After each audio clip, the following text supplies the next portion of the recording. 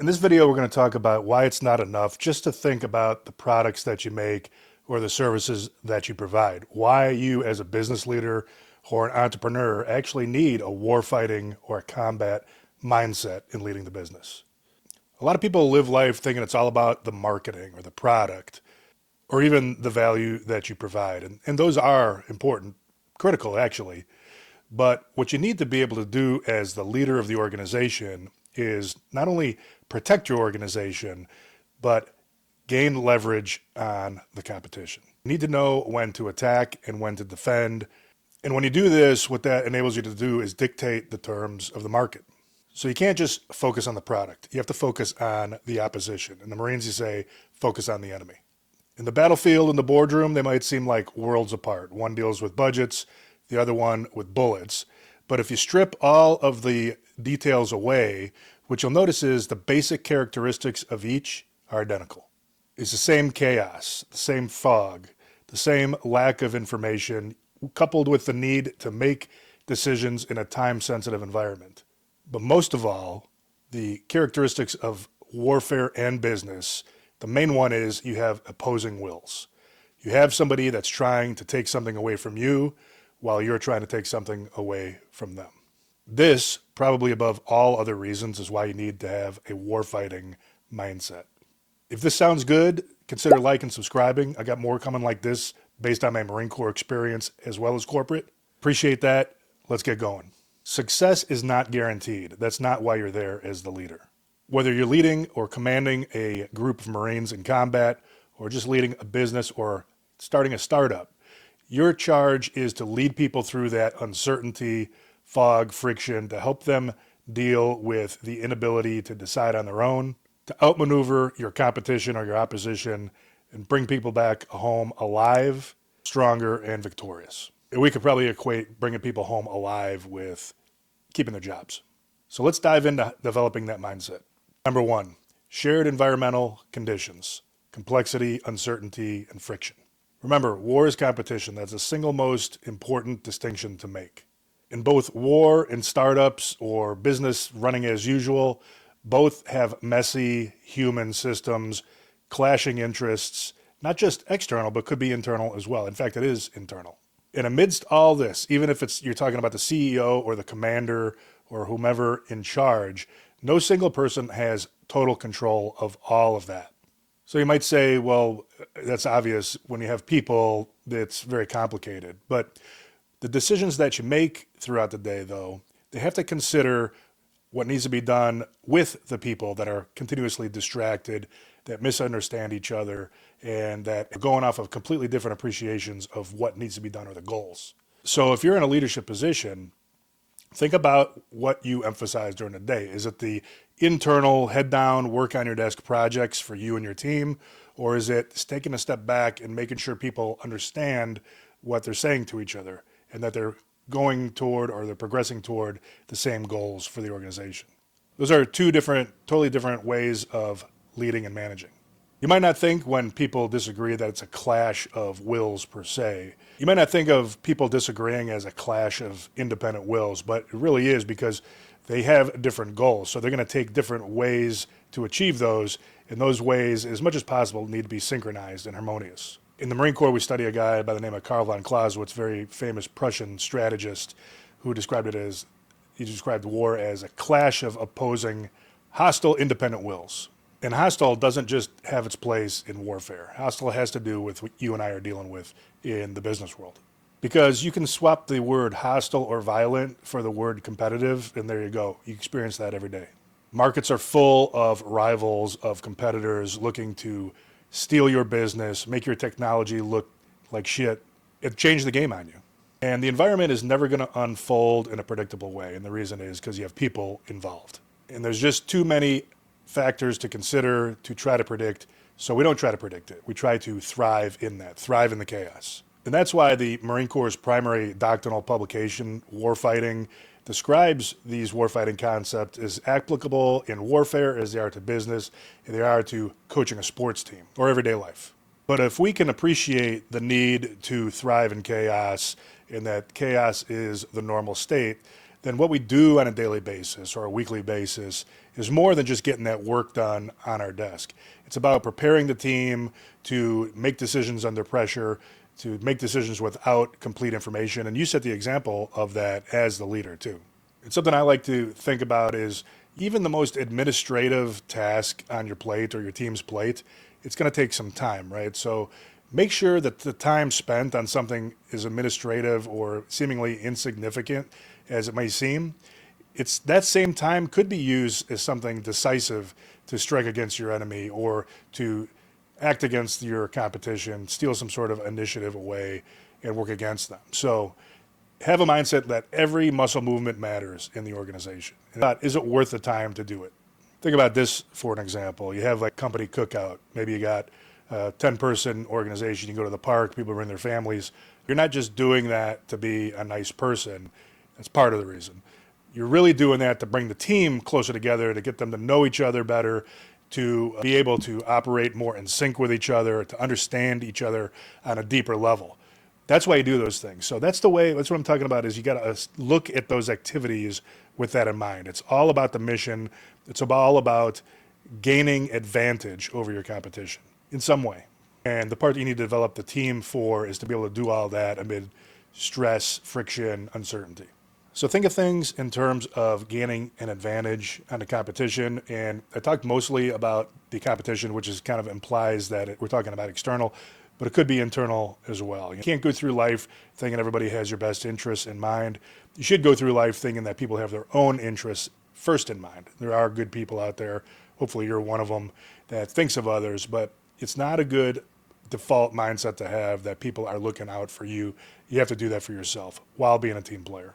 So the lesson here is accept chaos as the default state. That's not the same as being unorganized. Sometimes you are unorganized because of external factors. You want to clean up all the internals. You want to get as organized as you can internally. But then once you make contact with the outside world, your competition, your enemy, things are going to become chaotic. So you have to develop a team that's able to thrive in that environment, to not be paralyzed by not knowing information or other things. And do all that while thinking about how am I going to gain and maintain an advantage over my opposition. Second one is dealing with the limited time that you usually have available to act, make decisions. And we want to think about this as acting within the opposition's or the competition's tempo or deciding faster than them. In the Marine Corps' doctrinal publication on command and control, MCDP 6, really all decisions are made with some level of incomplete information. I've already talked about that a little bit. And also under severe time pressure. One of my favorite books, Command and War, has a very simple concept to think about when you talk about, if you picture a graph, the more time that you take, the more information that you can gather, and theoretically, the better decision that you can make. So you take more time, gather more facts, you make a better decision. Well, that's not always the case in a time competitive environment with an independent hostile will or competition working against you, because the longer you take to make that decision, the more the situation can change on you and the more irrelevant your decision will be in the long run. Another story that Marines study here is a guy by the name of Colonel John Boyd, and you may have heard of the OODA loop, OODA. OODA stands for observe, orient, decide, and act. And where this came from, he's a fighter pilot, and he was a very out-of-the-box thinker, very unique, he didn't really actually fit too well with the military as a whole because he was so nonconformist in his thinking and so revolutionary. But he developed this concept called the OODA loop, and this is based on his experience as a fighter pilot initially. So they were able to see bigger field of view, thus increasing their observation ability, and that led to being able to orient on the situation at hand, make a decision, and then act. So you can picture that if you're driving a car, maybe you're driving a van, and all you can do is see out of the front window and maybe the side view mirrors. Compare that to being in a smaller car with windows all the way around. You can see what's coming. It's easier to avoid accidents, probably easier to change lanes and things like that. Same idea with the OODA loop with the jet cockpit and the glass. And the key takeaway here with Boyd's development of the concept is it's not simply a matter of the quality of the decision that you're going to make, but it's the speed at which you can make it. Patton had a quote similar to the same concept from World War II. Make an adequate decision now rather than the perfect decision later. Always go for the faster decision in the way he says that. Now, it's not just as simple as making the fastest decision. As leaders, we have to weigh how much time we want to take, gather information to make that decision. So that's really on our shoulders as leaders. But the idea should be kept in mind. The faster you can orient on the situation, then make a decision and act, is to be able to outcycle your opponent. And the way I think a good metaphor for this is, say you're playing chess with a friend and your friend is a really good chess player. Maybe you just play for fun. But let's say that you can make 2 moves for every 1 move that your friend makes. Even though they're the better player, you can move 2 pieces for every time they move 1. Most likely you're going to win that game because they're just not going to be able to keep up with the changing situation that you're creating by moving 2 pieces. So if we can lead a team, if we can develop a team that can decide faster and thrive in that uncertain environment, we're going to have a lot of advantages over our competition. We'll be able to change that game on them. One of the classic business case studies that you hear a lot about is Blockbuster and Netflix, where Blockbuster had the whole fleet of brick and mortar stores all across the country, the blue and white, yellow signs. I remember as a kid, you'd go into Blockbuster, and that was like a real highlight to see if your movie was on the shelf.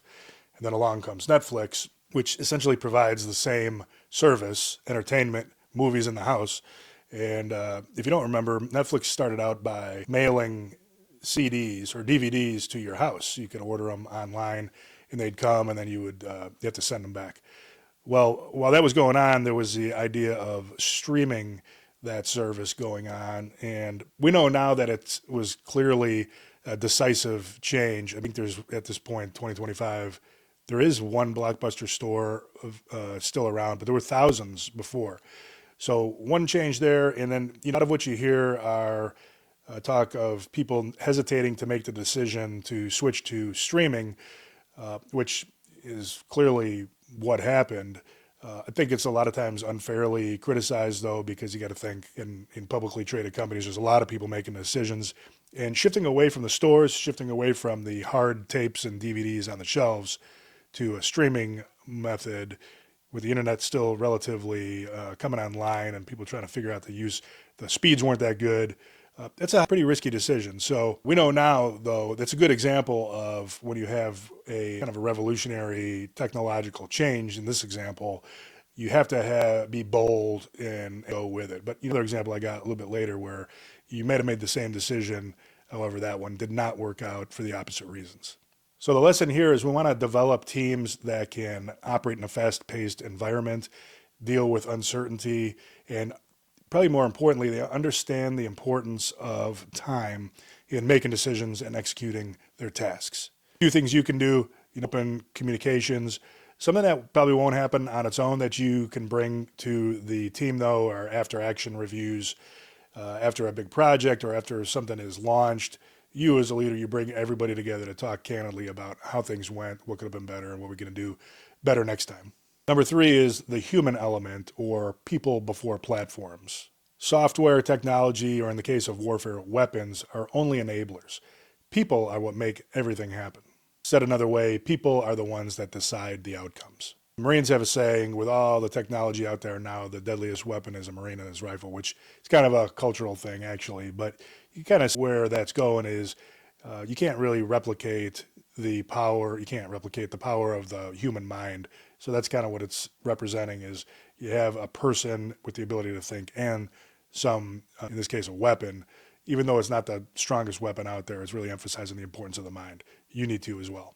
You can have a startup with the best technology supporting the business itself, but if the people are unable to decide and act, it's not going to go anywhere.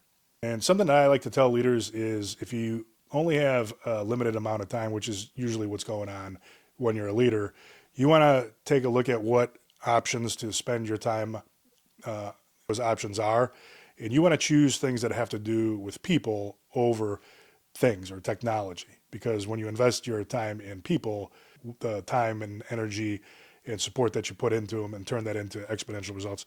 If you're working on things, And I'm not talking about AI or anything like that, but I'm just talking about maybe projects, internal, that and whatnot. When you put time into those, all you get is that really finite result. People are going to give you more. And when you put that time into people, they start to develop, they start to see themselves as a team. So part of having a successful team is shared accountability, trust, and they operate with a mutual common intent.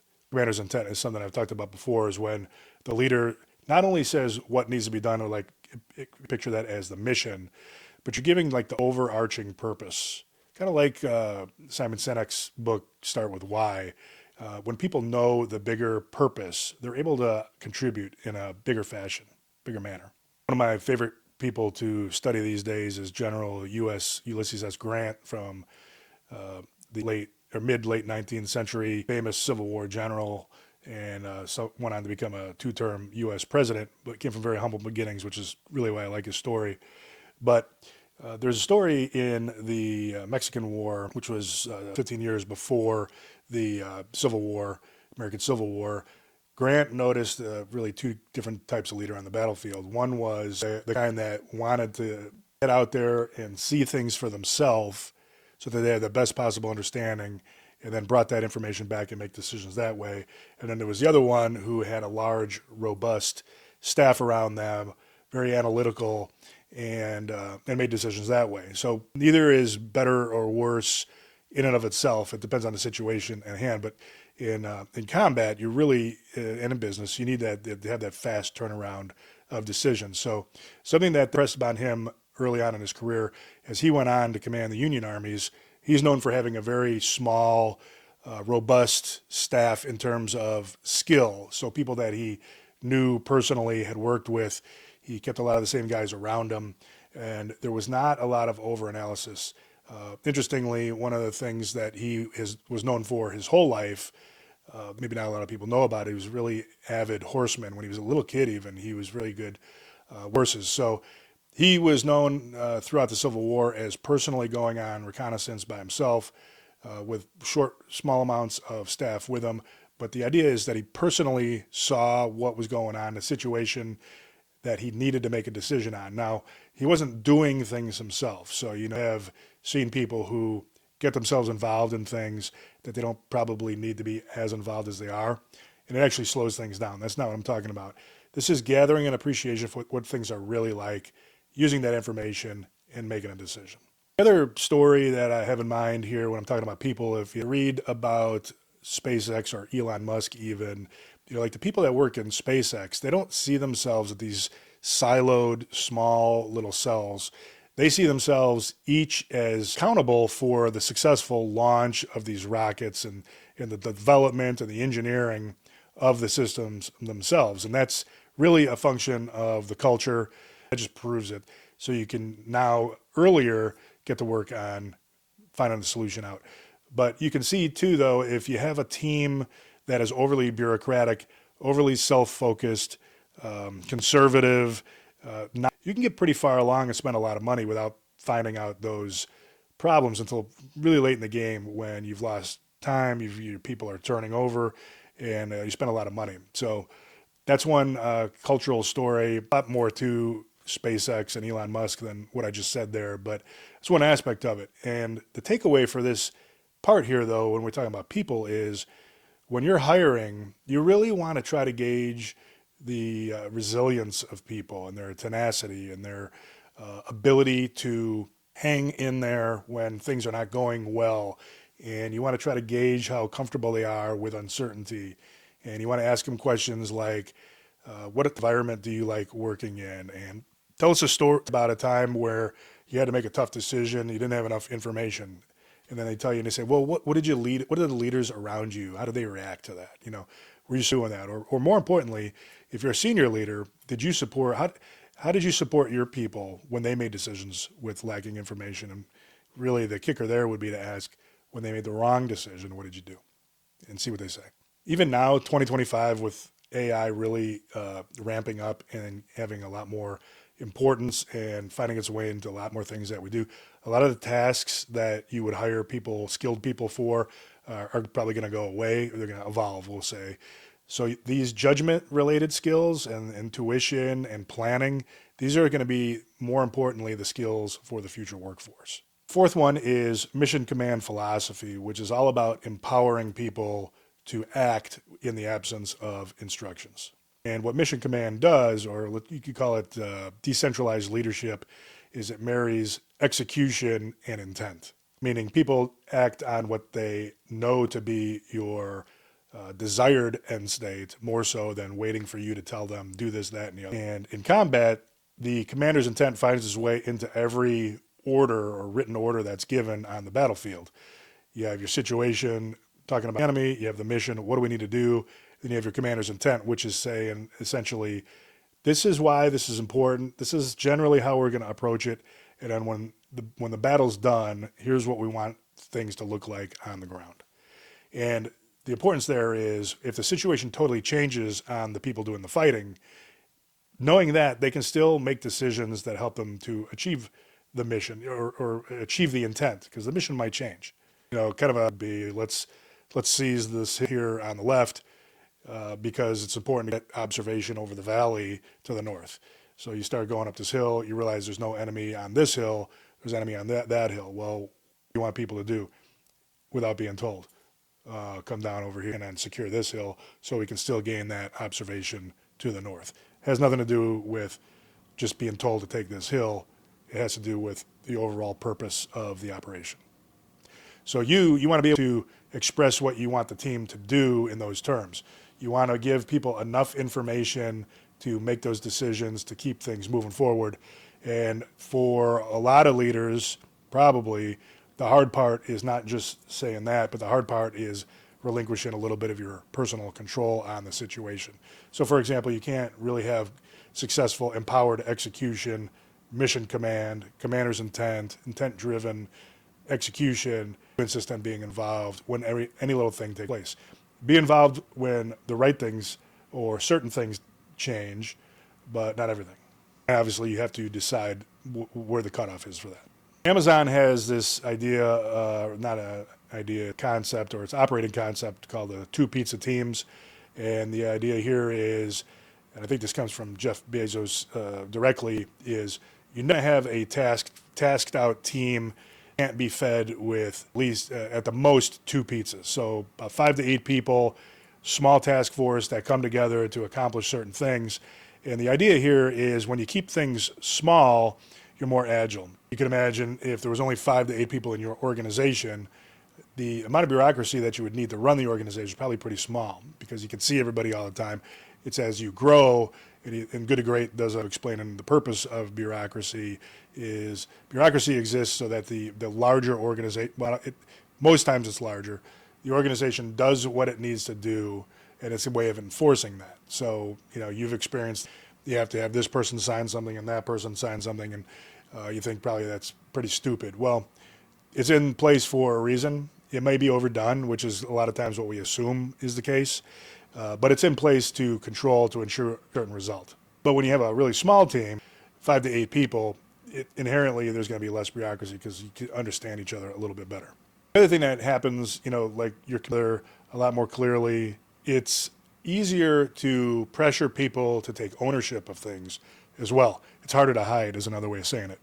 If you got people working on something, you're going to fit into a conference room, you're going to be on the same Teams call where you can see everybody's face. And if you need something done and Sally's not raising her hand to take it, and she should, you can that if you're Sally. People are going to see you. They're going to get to take it on, taking accountability for the task that you should anyway.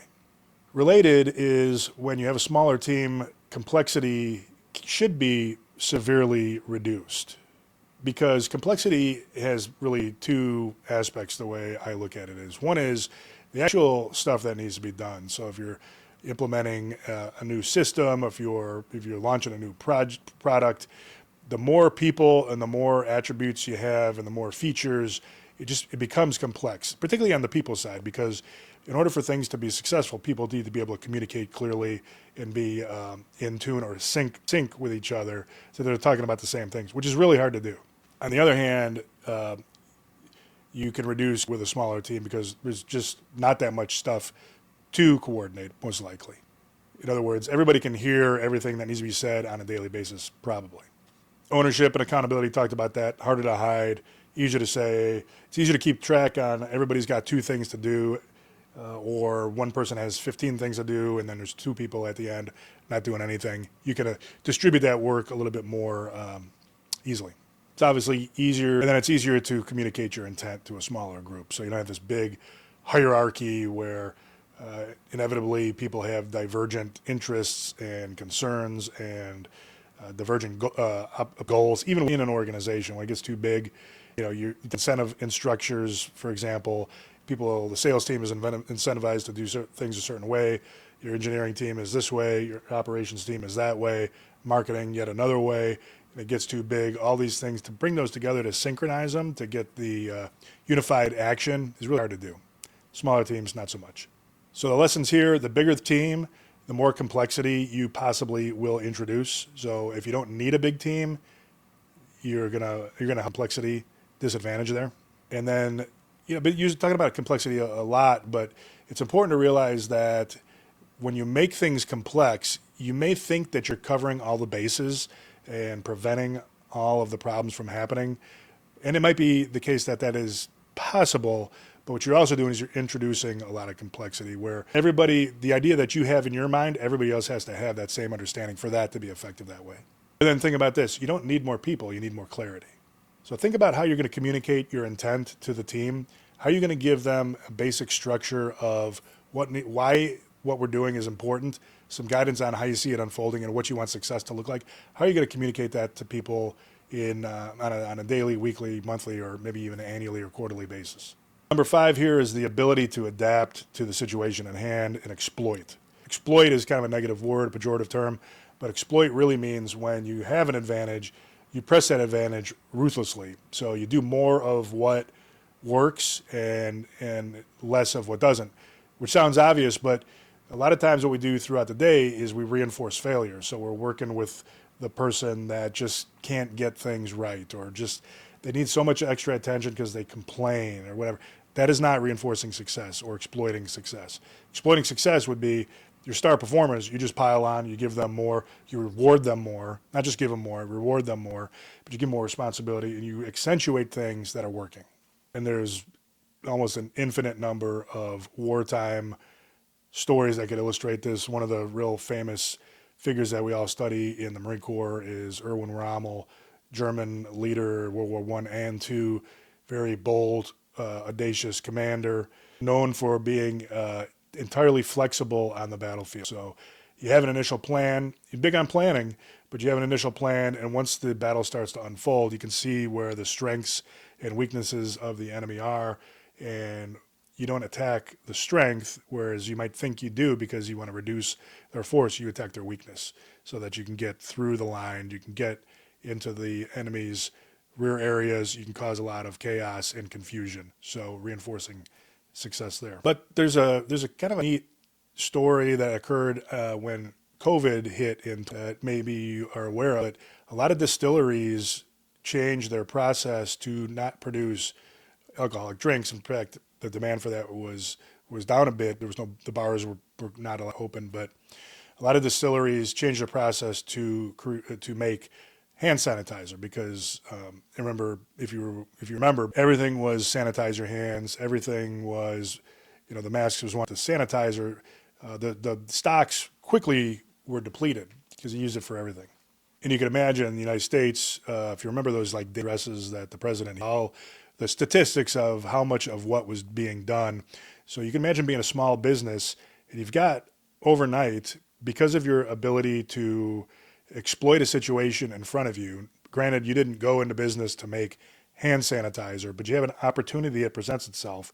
You switch over your line and you have overnight almost an unlimited demand for your product. Now compare that with somebody who would say, no, we're a whiskey distillery. We are not doing that. I mean, you're going to be fleeting opportunity, exploiting success, and we call it rapid adaptation under pressure. The other thing is a lot of these distilleries, that was not immediately profitable. So they had to, they had the certainty of whether or not that would work. They had to invest money to switch over their line. They had to buy different supplies They had to probably do a lot of training for their people. So there wasn't that immediate feedback. And then there was also this feeling of what I'm doing is good for the country. The country needs this right now. So those are a lot of the intangibles coming in to play there. But in the long term, people want to be part of an organization that means more than just what's going in their pocket. You do need to have that, but it's not everything. And the other characteristic or the other aspect of that scenario there is these distilleries, they had most of the equipment set up. So for you, when you have a fleeting opportunity, you want to quickly consider how much retooling, redesign of the organization is going to be needed to capitalize on that, where it's not just the margin that you are going to be based on pursuing an opportunity or a different aspect of the business. How much overlap with your current organization is there that enables you to make that switch quick? And by the way, that's not just equipment, that could be the people too. Are your people skilled enough, flexible enough to do different things? So you need decentralization. People need to be empowered to be able to act. You got to have speed of decision making. Leaders need to have a bias for action, to be able to jump in and push the organization at the right times. They have to have a purpose. And then, a good old Marine Corps way of things, you got to make do with what you have. Improvise, adapt, and overcome. So it's not all about, and the business leaders are usually the ones that know this because they're seeing the numbers and they realize that you can't buy everything you need. It's mainly kind of the people in the middle or the front line that says, well, why don't we buy this? Why don't we have this? Why don't we make do with what you have? So it's possible to have an organization that really appreciates that, but that's the task of the leader to develop that. And number 6, strategic thinking, ends, ways, and means. What are the goals that we want to achieve? So, as far as what to do that, do I have the ability to design a campaign where I have a series of interrelated actions that brings me closer to my strategic goal or my ends? And then the last one, you have the means. So do I have the resources to make this work? Do I have enough capital? Do I have enough of the right people? Do I have the right tooling and infrastructure? So ends, ways, and means. A lot of times we'll just look at the means. We need more resources. We need more of this, that, and the other thing, and then take care of itself, which is, of course, not the case. You have to have ends, ways, and means. And a good story that illustrates this is the WeWork company, or the shared workspace concept from just about 2018 timeframe, I think, 2018, 2019 work. And I was alluding to this a little bit with the Blockbuster and Netflix case study. WeWork was an idea where this company would go and arrange for the long-term leases of common workspaces, but they would sell them as really flexible, short-term, month-to-month leases for like small tech business owners. So buy up these commercial real estate, renovate it, turn it really cool, workspaces, open concept, have some of the amenities you might have in a bigger office, which would enable smaller companies to go in there on a kind of a shorter committal basis. So you can imagine if you're a small company startup and you got access to a WeWork location, you can assemble there. Maybe you don't have to be responsible for the building 24/7. You can go work in there 2 days a week or 3 days a month or something like that. And they offer the leasing based on that. But they had a alternate workplace vision as their mission, and it sounds pretty cool. As a small business owner myself, I'm not about to invest in a long-term lease in a permanent building that I'm not going to use X percent of the time. But I would probably do something like that. So the ends is valid. The means, they had the means too, because it was funded. A lot of people saw value in the concept. They had a lot of the means. They had a lot of capital initially, but the ways was the part in the WeWork that fell out because I think it's really obvious now. But the people that ran this company took a big chance on it by thinking that people were going to stick with it. And I'm going to do my 3 days a month, but I'm going to do it consistently. What they found out was people did not do it that way. They would it was not as needed. WeWork were the ones they had the traditional long-term property owners, so they had capital going out constantly, whereas their client base was more unpredictable when they would and use the spaces. So really cool concept there. What happened in 2020, COVID. So People are staying in. There's no need to get there's no appetite for getting people to get in groups of 2 or 3. So that was probably the final nail in the coffin for WeWork. So ends, ways, and means. Number 7, lastly, communication and information flow. The importance of everybody being what we refer to as the same sheet of music. We overuse that term, by the way. Shared situational awareness. Battles on the battlefield, the fighting bogs down when there's not a shared understanding of what is going on and what needs to be done. And I have to say, a lot of times you just don't know that anyway. But what you do need to know is the basic minimum of what your chain of command or your leadership wants you to do. So one thing in the Marines that we really emphasize, and it's hard to do just like it is in your company, is not just vertical communication of information, but laterally. So, you would see probably even in the civilian world, because you're communicating with your peers, in some way you are competing with peers, probably. So there are some forces at work to discourage you from doing that, but you have to have that lateral communication. In fact, I think that's probably the best way to, if the organization that knows what they're doing, if they have good lateral communication, because that tells you a lot of things. And probably the most critical reason or critical aspect of communication flow and common understanding to embrace is the idea of psychological safety. And to paraphrase what psychological safety is that when people feel like they can speak their mind, they can ask questions, they can communicate things that are maybe contradictory to the groupthink or the trend, but essentially be open-minded. In an organization, it's possible you may be one now or have been where, the culture was if you said something that wasn't right, people kind of laughed at you or treated you like you were stupid. So that's the opposite of psychological safety. And the reason psychological safety is pivotal to open communication and common understanding, if people are intimidated or they just think they're going to get laughed at or yelled at, you're not going to hear from them. So it's as simple as that. And what leaders need to understand is if you have a team of 20 people, but you only hear from 8 of them, you have a problem. You have to hear from all 20 people, because the 12 that are not saying anything have something different to say than the other 8. And if you don't appreciate the need to hear that, then you're really not in tune as a leader yourself. You need everybody's input.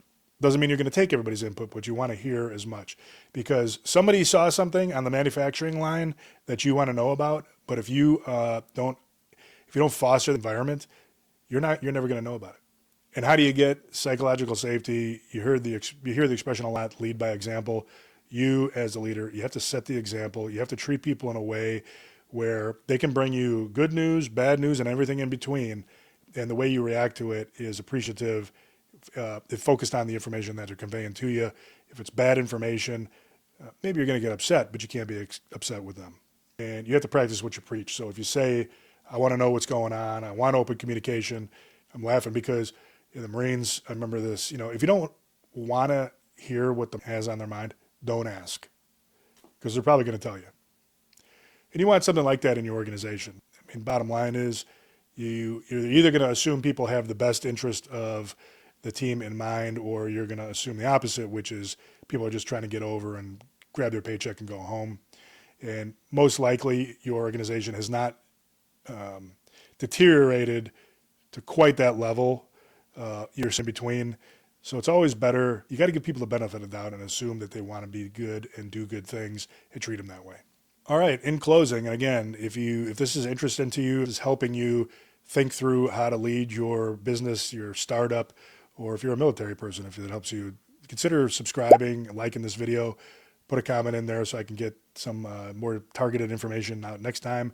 But entrepreneurs, business leaders, and commanders in warfare, they all have the same mindset in terms of operating amidst chaos, dealing with uncertainty, having to make decisions with very compressed time. You're dealing with people first and foremost, and dealing with all the complexity and difficulties associated with human systems. And they're really infinitely complex. I remember thinking that in Iraq, when you're talking about what's going on the battlefield, it's infinitely complex. There's no way to predict what's going to happen when you have people together.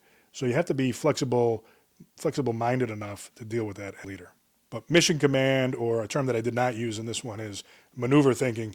But maneuver thinking really, like I was saying at the beginning, is everything you do, the most administrative task, the most, the company cookout, you're doing all these things to gain some sort of advantage. You're going to gain an advantage internal to your organization, an advantage in that you're gonna emphasize the leadership of your leadership team. You're gonna make a better team. You're doing it for a larger purpose, and externally, you're gonna gain advantage over your competition. You're gonna make their technology look better. You're gonna decide faster. You're gonna get to market faster than they can. And what we learned from the battlefield is that when things are hard, when friction comes in and things are not as easy as they were envisioned, it's natural. It's not a sign of failure. You're confronting that opposing will is willing, and friction is going to result. Uncertainty. The situation is going to change. Another metaphor that we talked a lot about in the Marine Corps is two wrestlers. So you can't. If you're a wrestler, you're not going to on every move ahead of time before the match. You're going to maybe have the first couple in mind. You're going to go in there, lock up with your opposition, and then you're going to try to impose your will on that person, but they're also doing the same. So you're going to continually be adjusting to each other. So tomorrow, when you get back to work and you get in with your team, think about this. You're not building the perfect plan. You're not trying to predict the future, but you are trying to build the near perfect team to deal with the chaotic environment that is sure to come. Thanks a lot. Follow along for more leadership and strategic thinking like this, and I'll see you next time. Thanks.